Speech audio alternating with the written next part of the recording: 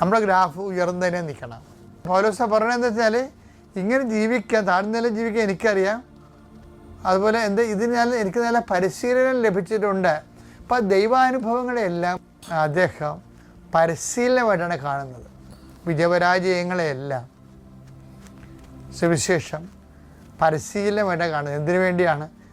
ഏത് സാഹചര്യത്തിലും ആ പരിശീലനം ലഭിച്ചതിന് മാത്രമേ അവൻ കമാൻഡറായിരിക്കും, അവൻ സംതൃപ്തനായിരിക്കും.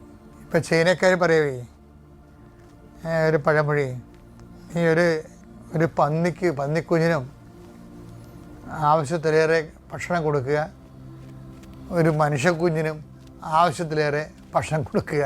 അവസാനം സംഭവിക്കും? അവസാനം നിനക്ക് വെട്ടാൻ പറ്റിയ ഒരു നല്ല പന്നിയെ കിട്ടും. അതുപോലെ തന്നെ നശിപ്പിൻ്റെ സന്ധതയായിട്ടുള്ള ഒരു മനുഷ്യനെയും കിട്ടും.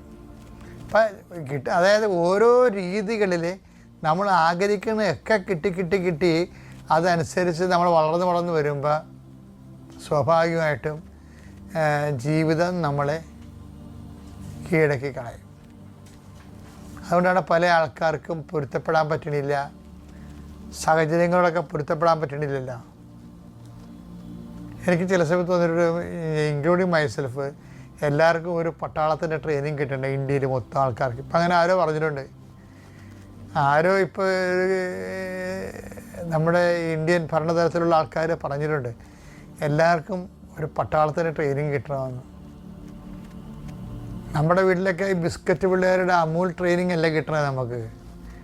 അപ്പം അങ്ങനെ വരുമ്പോൾ അവരൊന്നും ഉൾക്കൊള്ളാൻ പറ്റത്തില്ല. അവർക്ക് എല്ലായിടത്തും അവർ ഡർബാറായിരിക്കണം, എല്ലാം അവർക്ക് കിട്ടണം.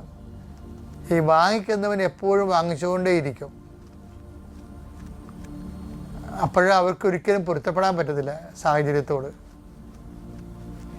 അപ്പോൾ അതുകൊണ്ടാണ് പൗലോസ് പറയുന്നത്, ഏത് സാഹചര്യത്തിലും സാഹചര്യം മാറിയാലും ആധ്യാത്മികതയുടെ ഏറ്റവും വലിയ ഒരു മാനദണ്ഡം അതാണ്. ഒരാൾ ആധ്യാത്മികനാണോ അല്ലയോ എന്നറിയണത് എങ്ങനെയാണ്? സാഹചര്യം മാറിയാലും അയാൾക്ക് സംതൃപ്തി മാറുന്നില്ലേടാ. ഫിലിപ്പിയർ 4:11-12. താഴ്ന്ന നിലയിൽ ജീവിക്കാൻ എനിക്കറിയാം, സമൃദ്ധിയിൽ ജീവിക്കാനും ഏത് സാഹചര്യത്തിലും കഴിയാനും എനിക്ക് പരിശീലനം ലഭിച്ചിട്ടുണ്ട്. എനിക്ക് ദൈവം തന്നിട്ടുണ്ടെന്നാണ് പറയുന്നത് ഈ പരിശീലനം. അതെ, സുഭിക്ഷത്തിലും ദുർഭിക്ഷത്തിലും സമൃദ്ധിയിലും ദാരിദ്ര്യത്തിലും എല്ലാം.